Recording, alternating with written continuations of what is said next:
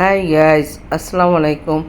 আজকে আমি একটি অনেক মজার রেসিপি নিয়ে আসলাম, সেটা হলো লাবাং।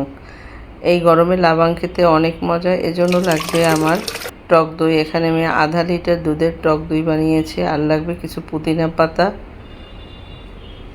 আর এখানে আমি দিয়েছি ধনিয়ার গুঁড়া আধা চা চামচ, জিরার গুঁড়া 1 চা চামচ, সামান্য বিট লবণ এবং স্বাদের জন্য সামান্য লবণ, খাবার লবণ।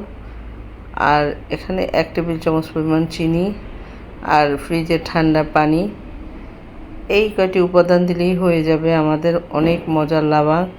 আর একটু লেবুর রস দিয়েছি। আর ঠান্ডা ঠান্ডা লাবাংয়ের জন্য আমাদের লাগবে কিছু বরফ কুচি।